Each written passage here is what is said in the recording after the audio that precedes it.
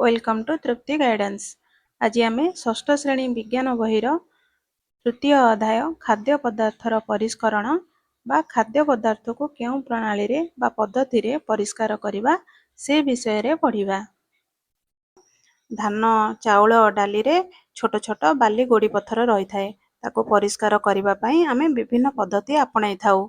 सेही पद्धति को परिष्करण कुहा जाए। तेबे आस बही पढ़ी देखिबा कोन सब पद्धति रहिछि। पिले माने तुम पढ़ा बही की देख। तुमे चाउल रे गोड़ी मिसी जाइथिबार देखिथिबो। गोलमरीच सहित अमृत भंडार मंजी बेले बेले मिसी थाए। दोकानरू ब्याग रे सौदा आनिबा समय रे डाली रे चाउल समय समय मिसी जाए। एगुडी को अलगा न करिले आमे ताको खाई परिबा कि? भात रे गोड़ी रही जाइतिले तुमे कोन कर? घरे रोसेई हेबा पूर्वरु चाउलरू बाली किपरि कढ़ा जाई थाए। केतेक खाद्य पदार्थ मिसी जाइतिले बा खाद्य पदार्थ रे अन्यान्य पदार्थ मिसी जाइतिले एहाको पृथक करी खाद्य को परिष्कार करिबा आवश्यक होई थाए। आमे एठारे खाद्य पदार्थ को क्यों क्यों प्रणाली रे पृथक करी परिबा ताहा आलोचना करिबा। पिले माने तुमे माने घरे देखिथिबो डाली चाउल सहित कोन हेइथिबो ना छोट छोट गोड़ी बाली कुटा काठी मिसिकी रहिथिबो। माँ कोन करंती ताको परिष्कार करिकी रांधंती। बेले बेले तमे देखिथिबो दोकानरू जेते बेले सौदा पत्र आसे सेते बेले कोन हे ना हमरो डाली सहित चाउल मिसी जाई थाए। ताको घरे माँ कोन करंती ना ताको परिष्कार करंती। एही परिष्कार प्रणाली विभिन्न प्रकारर हेइ थाए। सेगुड़िक हेला पिले माने एहाको नोट करिकी रख। एक रे हाथ रे बाछिबा प्रणाली, दुई रे चलेइबा प्रणाली, तीन रे पाछुड़ीबा ओ उड़ेइबा प्रणाली, चारि रे आश्रवण ओ अवक्षेपण प्रणाली, पांच रे परिश्रवण प्रणाली, छ रे शस्य अमल करिबा प्रणाली। एबे आमे हाथ रे बाछिबा प्रणाली विषय रे पढ़िबा। हाथ रे बाछिबा प्रणाली कोन? जो जिनस को आमे हाथ साहाय्य रे सहज रे बाछि परिबा ताहाको हाथ रे बाछिबा प्रणाली कुहा जाए। जेमिति कि डाली देहरु गोड़ी बाछिबा। आमे डाली रो गोड़ी हाथ साहाय्य रे सहज रे बाछि पारू ताहाको हाथ रे बाछिबा प्रणाली कुहा जाए। एबे आस तुम पई काम एके पढ़िबा। घरु 2 मुठा चाउल आण। विद्यालय टेबुल उपरे बा चट्टाण रे खंडे धला कागज बिछेई दियो। कागज उपरे चाउल को खेलाई दियो। चाउल सहित कौन मिसी रहिछि भल भावरे लक्ष्य कर और तुम खाता रे तालिका कर। एही चाउल रे गोड़ी बाली कुंडा धूली मल्ला चाउल धान काठी आदि थाई पारे। पिले माने घरु 2 मुठा चाउल आण। तम विद्यालय रो टेबुल उपरे खंडे धला कागज पकेई दे ता उपरे चाउल 2 मुठा थोई दियो। ताको खेलाई दियो। देखिबो चाउल देहरे सब कोन कोन मिसिकी थिबो। गोड़ी बाली कुंडा धूली मल्ला चाउल धान काठी एमती सब मिसिकी थिबो। ताको तमे कोन करिवो ना तम खाता देहरे तालिका करी रख। एगुड़िक मध्यरु केउं गुड़िक तुमे हाथ रे बाछि चाउलरू बाहर करि परिबो। पिले माने एठी से तुमको प्रश्न पचारिछि। तुमे निश्चय बड़ गोड़ी काठी और मल्ला चाउल को बाहर करि परिबो। एहाको हाथ रे बाछिबा प्रणाली कुहा जाए। एही प्रणाली रे आंगुठी द्वारा धरी हेउतबा पदार्थ को पृथक करा जाई थाए। पिले माने चाउल रे कोन कोन थिला? गोड़ी बाली कुंडा धूली मल्ला चाउल धान काठी एमती सब जिनस थिला। आमे हाथ द्वारा कोन बाहर करि परिले ना गोड़ी काठी मल्ला चाउल। कारण आंगुठी द्वारा एई सब जिनस धरी आमे बाहर करि परिले। एई प्रक्रिया को कोन कुहा जाए ना हाथ रे बाछिबा प्रणाली कुहा जाए। आमे कोन बाहर करि परिलेनी ना बाली कुंडा धूली ए सब आंगुठी द्वारा धरी हेलानी। आमे एई सब जिनस को बाहर करि परिलेनी। अन्य केउ खाद्य पदार्थ को परिष्कार करिबा पई एई प्रणाली व्यवहार करा जाए। धानरू गोड़ी बाहर करिबारे बिरी मुग कोलथ एतरु गोड़ी बाहर करिबारे एई प्रणाली को आमे व्यवहार करू। एबे आमे चलेइबा प्रणाली विषय रे पढ़िबा। पिले माने एहाको नोट करी रखिनियो।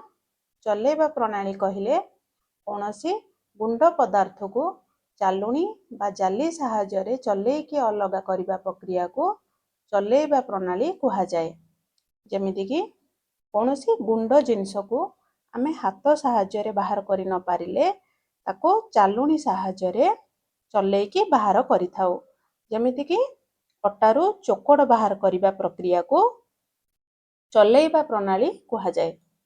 ପୂର୍ବ କାର୍ଯ୍ୟରେ ତୁମେ ଚାଉଳରୁ ଗୋଡ଼ି ଓ ମଲା ଚାଉଳ କାଠି ହାତରେ କାଢ଼ି ବାହାର କରି ଦେଇଛ।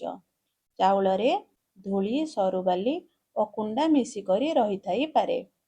ଏହି ଧୂଳି, ସରୁବାଲି ଓ କୁଣ୍ଡା ଇତ୍ୟାଦିକୁ ଚାଉଳରୁ କିପରି ଅଲଗା କରିବ? ତୁମେ ଘରେ ଚାଲୁଣି ଦେଖିଥିବ। ଚାଲୁଣିରେ ଛୋଟ ଛୋଟ କଣା ଥାଏ। ଏଥିରେ ଚାଉଳକୁ ଚଲାଇ ଦେଲେ ଚାଉଳରୁ ସରୁବାଲି, ଧୂଳି, କୁଣ୍ଡା ଓ ଭଙ୍ଗା ଚାଉଳ ଖୁଦ ଇତ୍ୟାଦି ଚାଲୁଣିର କଣାରେ ତଳକୁ ଗଳି ପଡ଼ିବ। ପିଲାମାନେ, ପୂର୍ବ କାର୍ଯ୍ୟରେ ତୁମେ ଚାଉଳରୁ ଗୋଡ଼ି, ମଲା ଚାଉଳ କାଠି ହାତରେ କାଢ଼ି ବାହାର କରିଦେଇଥିଲ। ଚାଉଳରେ ଧୂଳି, ସରୁବାଲି, କୁଣ୍ଡା ମିଶିକିରି ରହିଥିଲା। ଏହି ଧୂଳି, ସରୁବାଲି, କୁଣ୍ଡା ତମେ କ'ଣ କରିବ ନା ତୁମ ଘରେ ଚାଲୁଣି ଥିବ। ସେଇ ଚାଲୁଣିରେ ଛୋଟ ଛୋଟ କଣା ଥାଏ। ଏଥିରେ ଚାଉଳକୁ ଚଲେଇ ଦେଲେ ଚାଉଳରୁ ସରୁବାଲି, ଧୂଳି, କୁଣ୍ଡା ସବୁ ଚାଲୁଣିର ଛୋଟ କଣା ବାଟ ଦେଇ ବାହାରିଯିବ।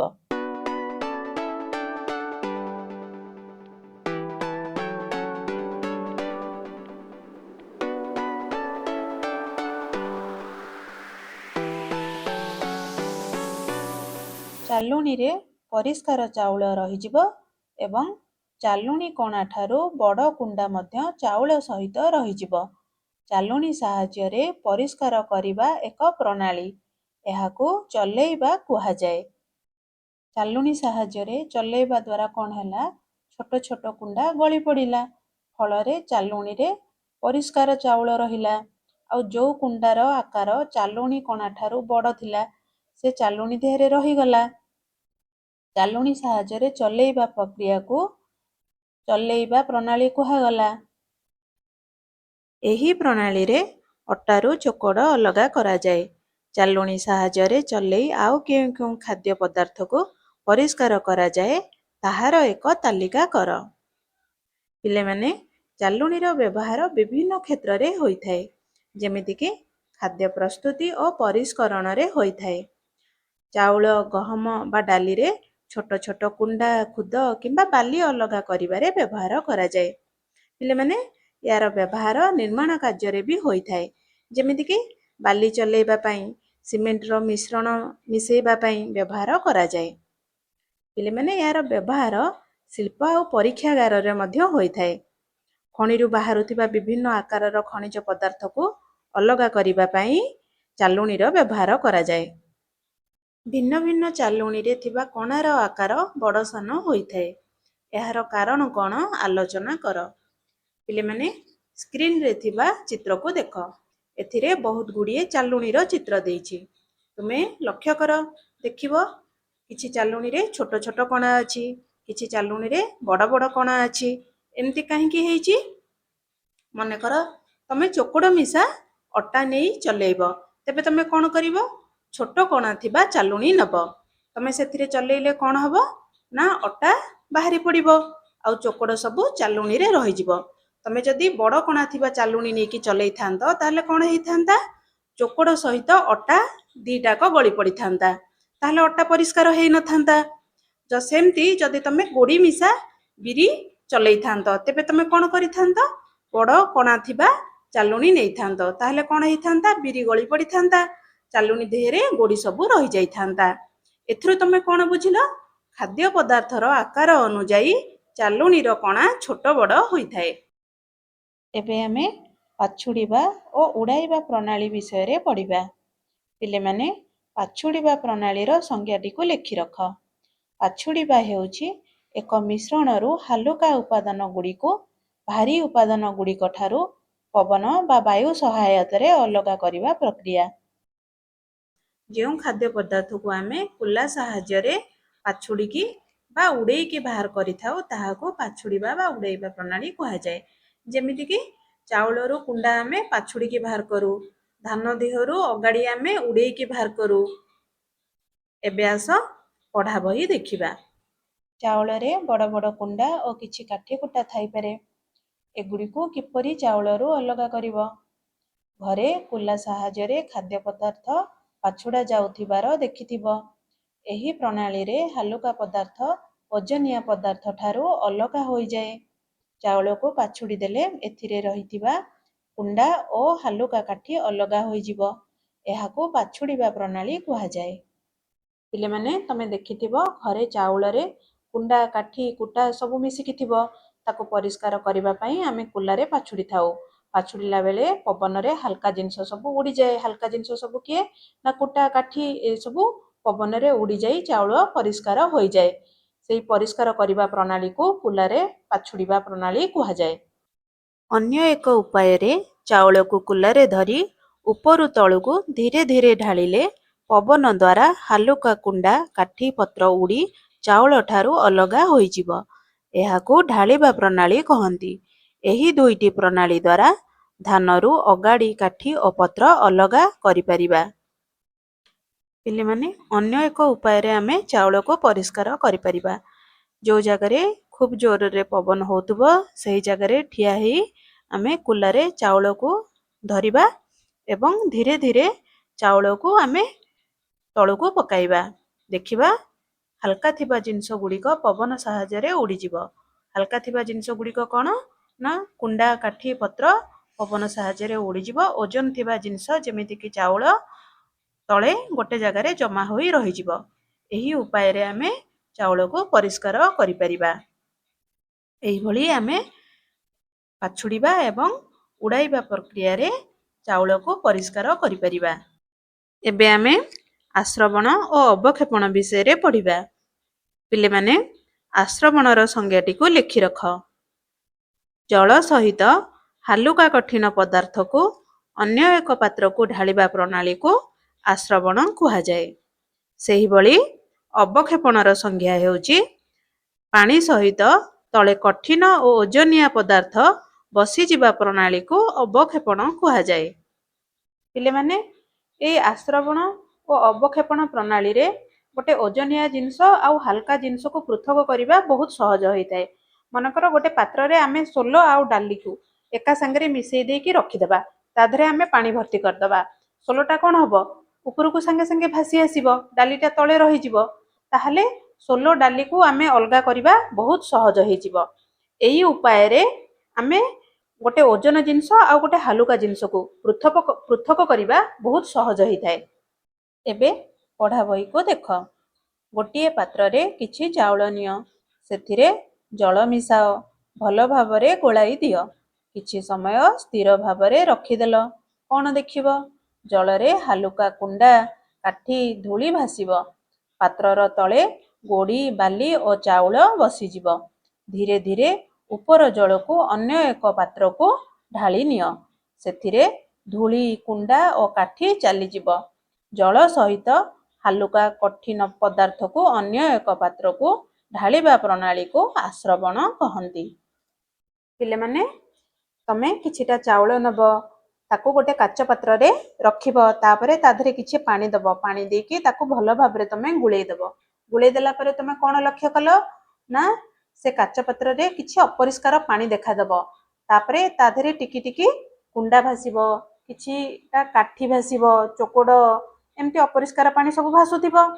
ତାପରେ ତମେ ଲକ୍ଷ୍ୟ କରିଲ ତଳେ ଚାଉଳ ବସି ଯାଇଥିବ। ଯିଏ ଓଜନିଆ ଜିନିଷ ସିଏ ବସି ଯାଇଥିବ, ଯେଉଁଗୁଡ଼ାକ ହାଲକା ଜିନିଷ ସିଏ ଉପରେ ଭାସୁଥିବ। ତାପରେ ତମେ କ'ଣ କରିବ ନା ତାକୁ ଆଉ ଗୋଟେ କାଚ ପାତ୍ରକୁ ତମେ ତାକୁ ନିଗାଡ଼ି ଦେବ। ସେଇ ନିଗାଡ଼ିବା ପ୍ରକ୍ରିୟାକୁ କ'ଣ କହନ୍ତି? ଆଶ୍ରବଣ କହନ୍ତି। ତଳେ କଠିନ ଓଜନିଆ ପଦାର୍ଥ ବସିଯିବା ପ୍ରଣାଳୀକୁ ଅବକ୍ଷେପଣ କୁହାଯାଏ। ତମେମାନେ ଦେଖିଲ ହାଲକା ପଦାର୍ଥ ପାଣି ଉପରେ ଭାସିଲା, ଓଜନିଆ ପଦାର୍ଥ ଗ୍ଲାସ୍ ତଳେ ଯାଇ ବସି ପଡ଼ିଲା। ଏହି ପ୍ରଣାଳୀକୁ ଅବକ୍ଷେପଣ କୁହାଯାଏ। ସୋରିଷ, ଜିରା, ମେଥି ଆଦିକୁ କିପରି ପରିଷ୍କାର କରିବ ଆଲୋଚନା କରି ଲେଖ। ଉପରେ ପଢ଼ିଲେ ଆମେ ଖାଦ୍ୟ ପଦାର୍ଥକୁ ବିଭିନ୍ନ ପ୍ରଣାଳୀରେ ପରିଷ୍କାର କରାଯାଏ। ଯଦି ସୋରିଷ, ଜିରା, ମେଥିରେ ବିଭିନ୍ନ ପ୍ରକାରର ଗୋଡ଼ି ବାଲି ପଥର ଥିବ, ତେବେ ଆମେ କ'ଣ କରିବା ନା ତାକୁ ବିଭିନ୍ନ ଉପାୟରେ ପରିଷ୍କାର କରିବା। ଯଦି ସୋରିଷରେ ଗୋଡ଼ି ଥିବ ତେବେ ଆମେ କ'ଣ କରିବା? ତାକୁ ହାତରେ ବାଛିକି ପରିଷ୍କାର କରିବା। ଯଦି ସେଥିରେ ବାଲି ଥିବ ତେବେ ଆମେ କ'ଣ କରିବା? ତାକୁ ଚାଲୁଣିରେ ଚଲେଇକି ପରିଷ୍କାର କରିବା। ଯଦି ସେଥିରେ ପତ୍ର କୁଟା ଥିବ ତେବେ ଆମେ କ'ଣ କରିବା ନା ତାକୁ କୁଲାରେ ପାଛୁଡ଼ିକି ପରିଷ୍କାର କରିବା। ଯଦି ସେଥିରେ ବାଲି ଥିବ ତାହେଲେ ଆମେ କ'ଣ କରିବା ତାକୁ ଆଶ୍ରବଣ ବା ଅବକ୍ଷେପଣ ପ୍ରଣାଳୀରେ ମଧ୍ୟ ପରିଷ୍କାର କରିପାରିବା। କିନ୍ତୁ ଯଦି ସେଦିନ ଖରା ହେଉନଥିବ ତେବେ ଆମେ କ'ଣ କରିବା ତାକୁ ଆମେ ଶୁଖେଇ ପାରିବାନି, କାରଣ ଆଶ୍ରବଣ ପ୍ରଣାଳୀରେ ତ ଆମେ ତାକୁ ପାଣିରେ ଧୋଇଥିବା ନା। ତାହେଲେ ତାକୁ ଆମେ କ'ଣ କରିବା ନା ଚାଲୁଣିରେ ଚଲେଇକି ସଫା କରିବା। ବେଳେ ବେଳେ ଆମେ ପରିଷ୍କାର କରିବା ପାଇଁ ମଧ୍ୟ ପ୍ରାକୃତିକ ପରିସ୍ଥିତି ଅନୁସାରେ ମଧ୍ୟ ଆମେ ଖାଦ୍ୟକୁ ପରିଷ୍କାର କରିଥାଉ। ଏବେ ଆମେ ପରିଶ୍ରବଣ ପ୍ରଣାଳୀ ବିଷୟରେ ପଢ଼ିବା। ପରିଶ୍ରବଣ ପ୍ରଣାଳୀର ସଂଜ୍ଞାଟିକୁ ଲେଖ। ପରିଶ୍ରବଣ ହେଉଛି ଏକ ଭୌତିକ ପୃଥକୀକରଣ ପ୍ରକ୍ରିୟା। ଏଥିରେ ଏକ ମିଶ୍ରଣକୁ ପରିଶ୍ରାବକ ମାଧ୍ୟମରେ ଯେମିତିକି ଫିଲ୍ଟର ପେପର, ଜାଲି କିମ୍ବା କପଡ଼ା ଦେଇ ଗତି କରିବାକୁ ପଡ଼ିଥାଏ। ଏହି ମାଧ୍ୟମର କଣାଗୁଡ଼ିକ ଏତେ ଛୋଟ ହୋଇଥାଏ ଯେ ତାହା କେବଳ ତରଳ ବା ବାଷ୍ପକୁ ଅତିକ୍ରମ କରିବାକୁ ଦିଏ, କିନ୍ତୁ କଠିନ କଣିକା ଗୁଡ଼ିକୁ ଅଟକାଇଥାଏ। ଚା ଛାଣିବା ପ୍ରକ୍ରିୟାକୁ ଆମେ ପରିଶ୍ରବଣ ପ୍ରଣାଳୀର ଏକ ଉଦାହରଣ ରୂପେ ନେଇପାରିବା। ଚା ଛାଣିବା ବେଳେ ତୁମେ ଲକ୍ଷ୍ୟ କରିଥିବ ଚା ଛଣାରେ ଚାର ଖାଦ ଗୁଡ଼ିକ ରହିଯାଇଥିବ ଏବଂ ଚା ଗ୍ଲାସରେ ଚା ଛାଣି ହୋଇ ରହିଯାଇଥିବ। ଏଇଟା ଗୋଟେ ପରିଶ୍ରବଣର ଏକ ଉଦାହରଣ। ଏବେ ଆସ ଆମ ପଢ଼ା ବହି ଦେଖିବା। ବର୍ଷା ଦିନେ ବନ୍ୟା ସମୟରେ ନଦୀର ପାଣି ଗୋଳିଆ ହୋଇଯାଇଥାଏ। ପୋଖରୀ ପାଣି ମଧ୍ୟ ଗୋଳିଆ ହୋଇଯାଏ। ଏହାର କାରଣ କ'ଣ? ଜଳରେ ମାଟି, ବାଲି, ଧୂଳି ମିଶିଗଲେ ଏହା ଗୋଳିଆ ହୋଇଯାଏ। ଏହି ଗୋଳିଆ ଜଳକୁ ପରିଷ୍କାର କରିପାରିବ କି? ପିଲାମାନେ, ବର୍ଷା ଦିନେ ପ୍ରବଳ ବର୍ଷା ଯୋଗୁଁ ବର୍ଷା ପାଣିରେ ମାଟି ଧୋଇ ହେଇ ନଦୀ, ପୋଖରୀ ପାଣି ସବୁ ଦେଖିଥିବ ମାଟିଆ ମାଟିଆ ଦେଖାଯାଏ। କ'ଣ ପାଇଁ? ନା ମାଟି, ବାଲି, ଧୂଳି ସବୁ ଧୋଇ ହୋଇ ପାଣିରେ ମିଶିଯାଏ। ସେଇ ଗୋଳିଆ ପାଣିକୁ ଆମେ କିପରି ଭାବରେ ପରିଷ୍କାର କରିବା, ଏହି ପରିଶ୍ରବଣ ପ୍ରଣାଳୀ ମାଧ୍ୟମରେ ଆମେ ଜାଣିବା। ତେବେ ଆସ ବହିକି ଦେଖିବା। ଗୋଟିଏ କାଚ ଗିଲାସରେ ଅଧା ପର୍ଯ୍ୟନ୍ତ ଗୋଳିଆ ପାଣି ପୁରାଅ।